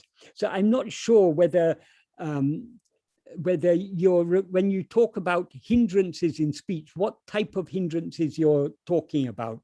Would you like to clarify that, and then maybe I can answer more? Michael, we may read and understand, and yet sometimes the flow channel of speech is not clear. And this is not only with Bhagavan's teachings, it may be with other subjects as well. Yes. And sometimes, we intend to be kind, but somehow the speech doesn't come out like that. It seems as if it lacks kindness. So is it lack of surrender, or is it lack of something? I don't know. About kindness, yes. Often we are well-intentioned, but sometimes we say things that are inappropriate. We don't mean to hurt someone, but we sometimes may, for some reason or other, say something that we think it's the appropriate thing to say, but it may be the inappropriate thing to say, because we never know how others are going to take our words. We may be talking with the best of intentions, or it's the same with our actions. We may act with the best of intentions, but our intentions may be misunderstood by other people. That is, again, this is a matter, we're on the path of surrender. We have to leave, as Krishna says in the Gita, you have the right to action, not to the fruit thereof. So when we act, we try to act with the best of intentions. We don't mean to harm people. We don't mean to hurt people. We generally try to act with good intention. But sometimes our actions may be taken otherwise by other people. That's out of our hand. We have to leave that to Bhagavan. So we should act as far as possible with good intention. We should not do anything with bad intention. But even though we act with good intention, our actions may have an effect other than the effect we wanted them to have. That is in Bhagavan's hands. So so long as we have this sense of doership, we have to try to act in a way that seems appropriate to us, and we act with good intention. But it may sometimes have other consequences. That is it. If that is the case, okay, we have to accept that is Bhagavan's will. So that is, we have to remember on this path of surrender, our aim is to surrender our will and to accept whatever happens as his will.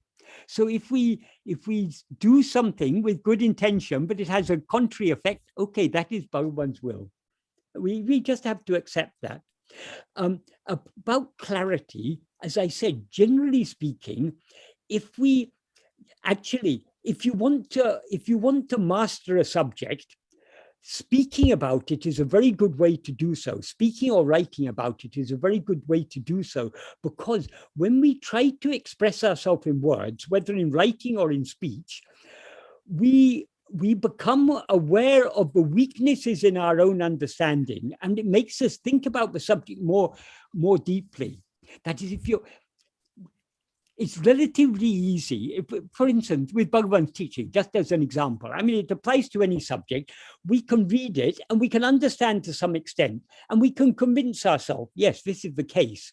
But if we try to explain it to someone else, it's much easier to convince ourselves than it is to convince others. In order to convince others, we have to be very, very clear in what we say. Ramakrishna Paramahamsa said, to kill oneself, a small blade is sufficient. To kill others, you need a sword and a shield, and you need so many powerful weapons. So to like that, if we want to help others, it's much more difficult to help others than it is to help ourselves. So first and foremost, why we are studying Bhagavan's teachings in order to understand them ourselves. And merely studying Bhagavan's teachings, merely thinking about them is necessary, but it's not sufficient. We will understand his teachings correctly only to the extent we put them into practice. So the more we put them into practice, the more clearly and deeply we will understand them. The more clearly and deeply we understand them, the more we can express them to others. It's inevitable. If we are following this path, we meet fellow devotees, and sometimes we'll have discussions, and sometimes people have difficulty understanding things. So we try to explain to them. It's a good exercise for us trying to explain, as I say, because that makes us think more deeply. That makes us try to view things from other perspectives. How this other person may be viewing it. That is, if I want to explain something to you, I have to try to put myself in your shoes. If I assume that you already know certain things, though I may be explaining very clearly, you won't be grasping it because certain basics you haven't understood. So I first have to understand where you're coming from, what level you are approaching this subject. That's why often it's best to, like I've just given a 1 hour talk without considering at all to what extent other people can grasp it. If we've been having a dialogue, if you've been asking me questions and I've been answering, I would have to adapt what I say to suit your level of understanding. That's why often we can explain things better by a dialogue rather than a monologue. I hope what I said today was clear to everyone, but it may not be. I mean, maybe I can't say, because it wasn't a dialogue. If you've been asking me questions and I've been answering, I'd have a better idea of whether I'm pitching what I'm saying at the right level. So, but Bhagavan's teachings, it's a very, very deep and subtle subject. So communicating it to others is not easy, because what seems clear to us may not be at all clear to others. Particularly this is the case in such a deep and subtle subject as Bhagavan's teachings. That is generally, we assume people who've been studying Bhagavan's teachings understand what he means by self-investigation. But sometimes we're surprised. People who think they've been following his path for years, they suddenly say something and we understand, oh, they're not at all understanding what Bhagavan is saying. So it's a very, very difficult subject to communicate effectively. But it all depends upon, it depends, any communication, it's a two-way process. There's the one who's communicating and the one who's receiving. Both have to be well attuned. So if I try to explain something that is not attuned to your way of thinking, you're not going to grasp it. So you have to attune yourself to what I'm saying. I have to attune what I'm saying to your ability of grasping. So communicating is a challenge. So I don't know whether I've answered your question or not. Yes, but you have. Thank you so much. Okay. Thank you. Okay. Thank you. So we have one more question coming in for you from our YouTube viewers, yes. Mr. TV Murali. He's asking, and I quote the question, quote, if prarabdha is God's will, can our present good karma positively influence God's will? Unquote. Nothing can positively influence God's will, because God's will is always positive. Whatever God, because he is all knowing, all loving, and all powerful, that is, because he's all loving, whatever he wants for us is what is good for us. So there's no need for us to positively influence his will. Whatever he has ordained for our prarabdha is what is best for us. We may think, oh, this is a terrible thing that's happened to me. But if it's happened to us, it cannot have happened to us without his will.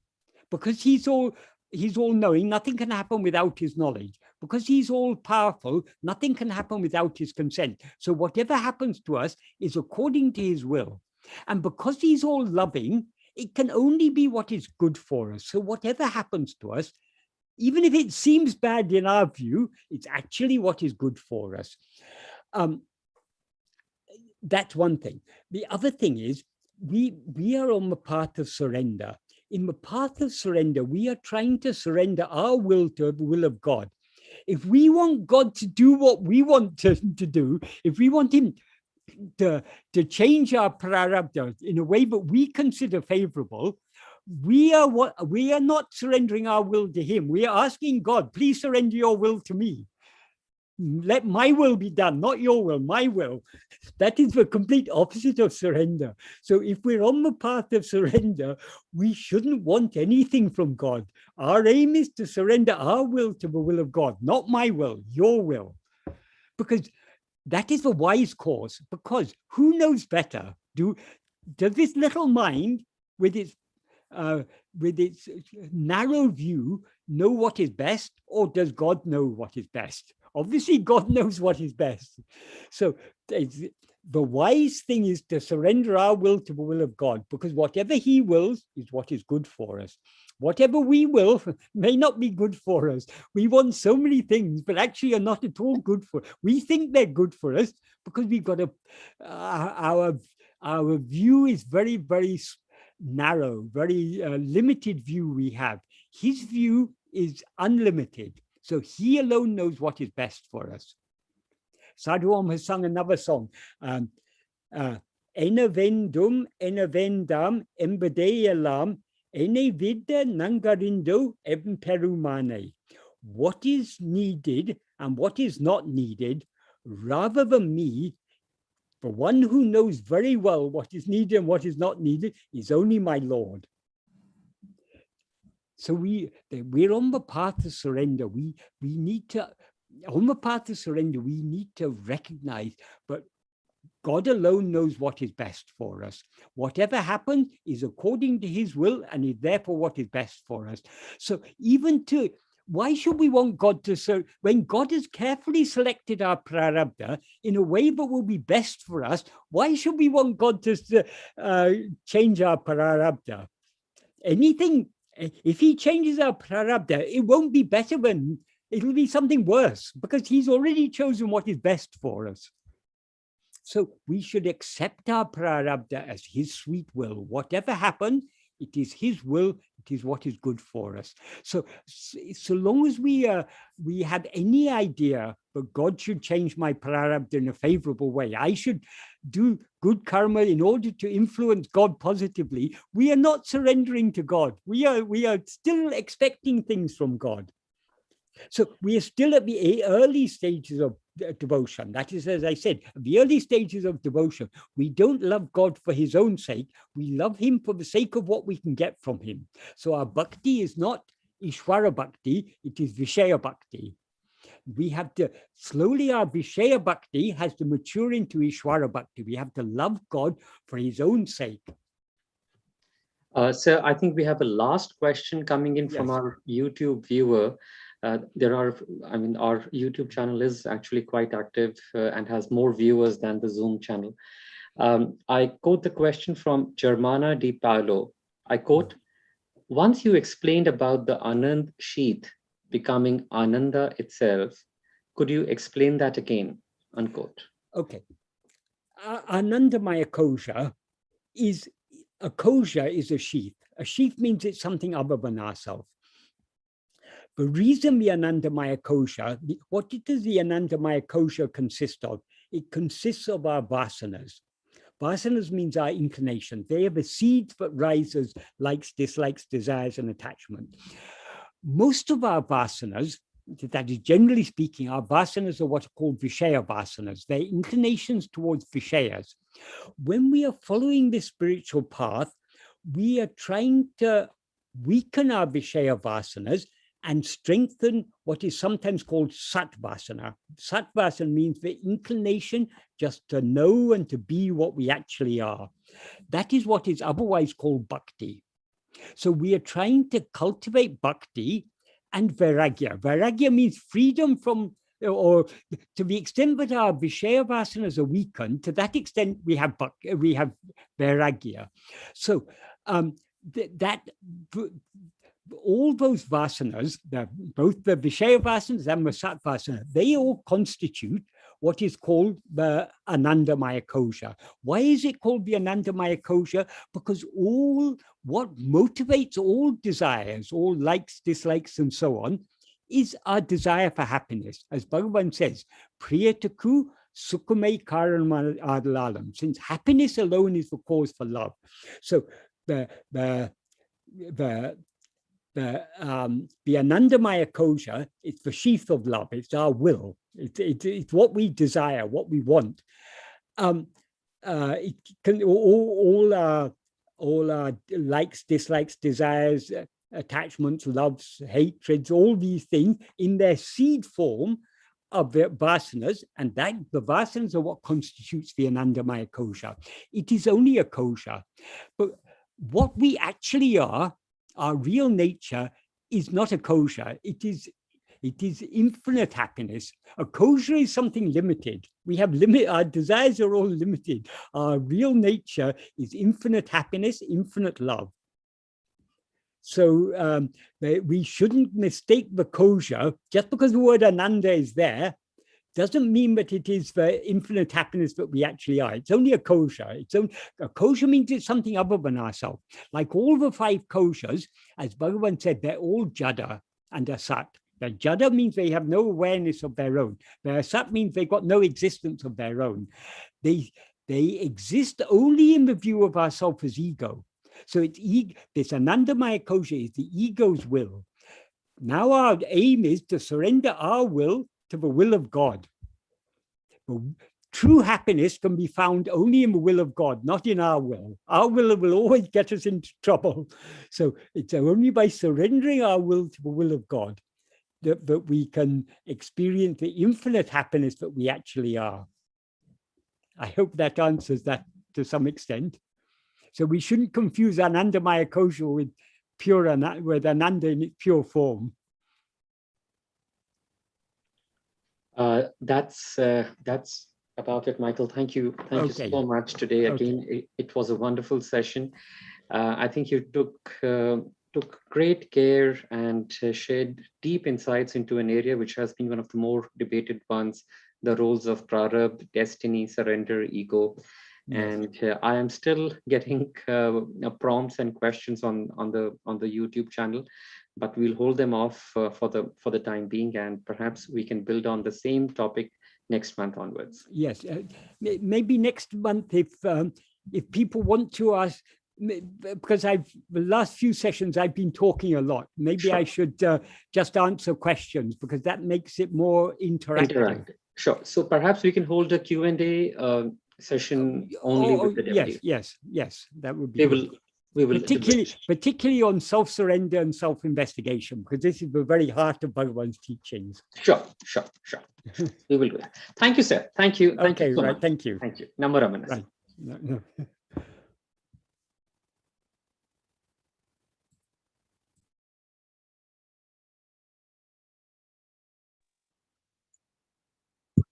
Jayanti Didi? Yeah.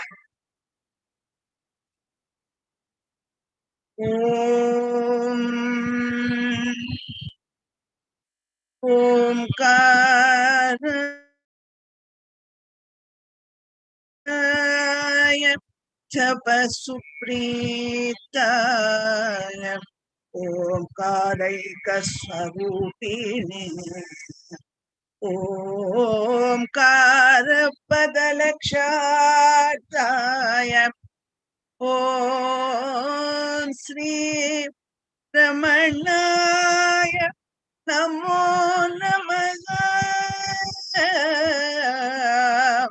Om Ramanaya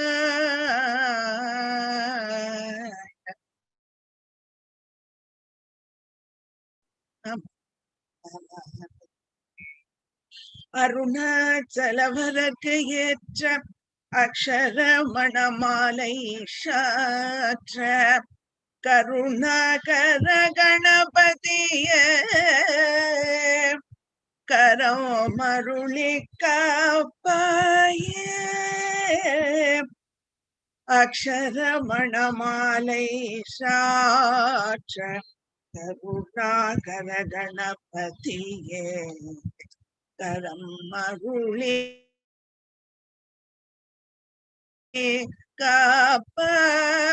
காப்பாயே Arunachal சிவ அருணாச்சல சிவ அருணாச்சல சிவ அருணாச்சல அருணாச்சல சிவ அருணாச்சல சிவ அருணாச்சல சிவ அருணாச்சல அருணாச்சலம் என அகமே நினைப்பவர் அகத்தை வேறறுப்பார்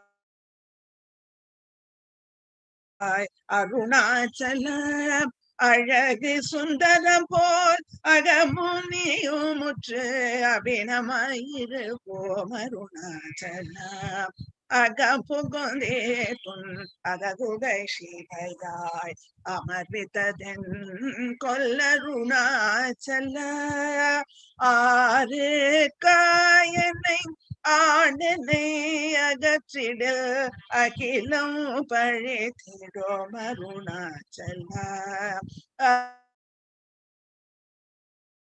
அருணாச்சல சிவ அருணாச்சல சிவ அருணாச்சல சிவ அருணாச்சல அருணாச்சல சிவ அருணாச்சல சிவ அருணாச்சல சிவ அருணாச்சல இப்பழித்த புனையே நினைப்பித்தாய் இனியார் விடுவார் அருணாச்சல ஈன்றிடும பெரிதருள் புரிவோ இதுவோ உனதருள் அருணாச்சல புனையே மாற்றி கூடாதுளத்தின் மேல் உறுதியாயிருப்பாய் அருணாச்சல பூசுற்றுளம் விடாதுனை கண்டடங்கிட உள்ளழகை காட்டருணாச்சல அருணாச்சல சிவ அருணாச்சல சிவ அருணாச்சல சிவ அருணாச்சல எனையடித்தே போதனை கலவாவிடில் இதுவோ வாண்மை அருணாச்சல ஏன் இந்த உலகம் என்னை பிறர் இழுக்க இது உனக்கழவோ அருணாச்சலா ஐமுல கழ்வர் அகத்தினில் புகும்போர் அகத்தில் நீ இல்லையோ அருணாச்சலா ஒருவனமும் ஒளித்தவர் வருவார் ஒரு சோதே இது அருணாச்சலா ஓங்கார பொருள்வோ புயலிலோ உனையார் அறிவார் அருணாச்சலா அவை போலெனக்குள் அருளை தந்தனை ஆளுவது கடன் அருணாச்சலா அருணாச்சல சிவ அருணாச்சல சிவ அருணாச்சல சிவ அருணாச்சல அருணாச்சல சிவ அருணாச்சல சிவ அருணாச்சல சிவ அருணாச்சல அருணாச்சல சிவ அருணாச்சல அருணாச்சல சிவ அருணாச்சல அருணாச்சலம் வாழி அன்பர்களும் வாழி அக்ஷரமணமாலை வாழி அக்ஷரமணமாலை வாழி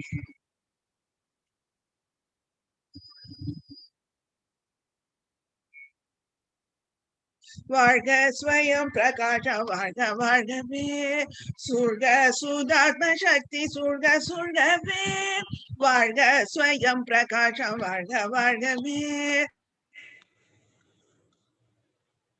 Surga Sudatma Shakti Surga Surgave Yerulagam Jivan Mukti Inbam Pongave Yerulagam Jivan Mukti Inbam Pongave Idayamagu Mirevanagi Yella Pongave Idayamagu Mirevanagi Yella Pongave Parmanamagande Varvu Parpaturiave Parvanam Agande Varvu Parpaturiave Paramasacchidanandatma Palporigave Paramasacchidanandatma Palporigave Varga Swayam Prakasha Varga Vargave Surga Sudatma Shakti Surga Surgave Tattilada Nitya Jiva Tattva Mugave Tattilada Nitya Jiva Tattva Mugave Tanmayatil Chilmayam Tadaithu Ungave Tanmayatil Chilmayam Tadaithu Ungave Yettadikkumam Sasogamedinolekave Yettadikkumam Sasogamedinolekave Yellam Brahmamennu Mulmai Irevagikave Yellam Brahmam என்னும் உண்மை இறைவகிக்கவே எல்லாம் பிரம்மம் என்னும் உண்மை இறைவகிக்கவே வாழ்க ஸ்வயம் பிரகாசம் வாழ்க வாழ்கவே சூழ்க சுதாத்ம சக்தி சூழ்க சூழ்கவே வாழ்க வாழ்கவே வாழ்க வாழ்கவே வாழ்க வாழ்கவே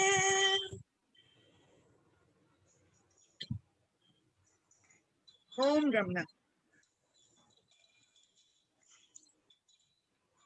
Om Bhurvasvaha Assadarvanyam Bhargoveva Yoyona Prajodayadu Satyam Dharvena Prasanyami Amruttamam Swaha Om Pranaya Swaha Om Apanaya Swaha Om Dhanaya Swaha Om Danaya Swaha Om Samanaya Swaha Om Brahmane Swaha Arunachal Sri Ramanaya Namaha Arunachal Sri Ramanaya Namaha Arunachal Ramanaya Namaha Parvatiye Namaha Parvatiye Namaha Parvatiye Namaha Kuraganda Kadalparam Bosiram Taira Nityam Samarpayami Madhye Madhye Paniyam Samarpayami Amrudobutam Sutrabhusam Samarpayami Neerajanam Samarpayami Neerajanantaram Asamaniyam Samarpayami Hari Om Hari Om Hari Om Udibara Samayutam Nagavali Talurvam Karpurna Summa Sangitam Tulivuda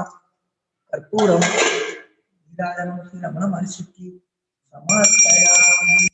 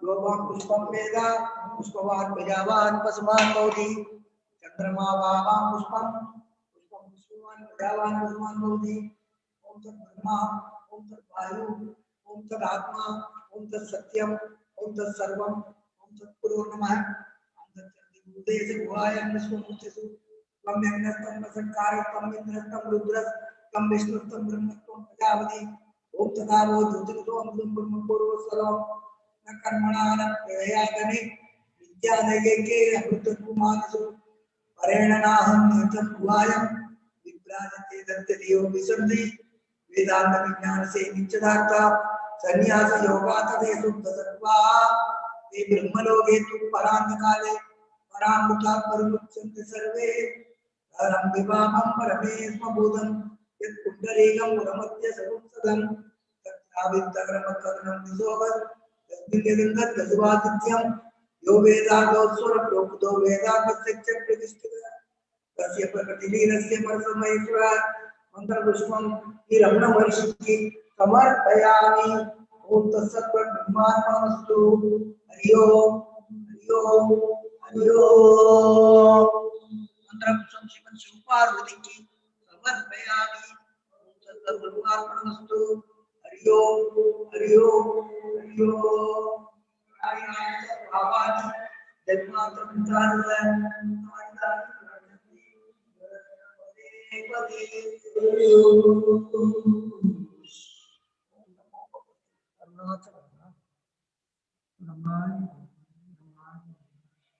ओम नमः शिवाय ओम नमः शिवाय ओम नमः शिवाय।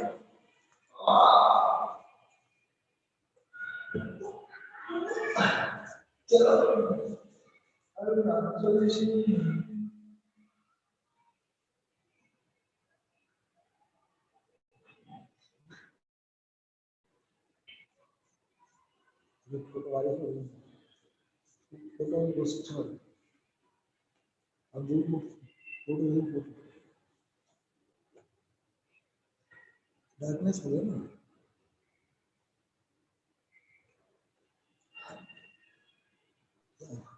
Namo Ramana, thank you so much. This brings us to a closure of the satsang today.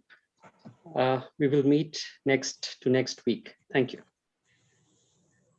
Namo Ramana.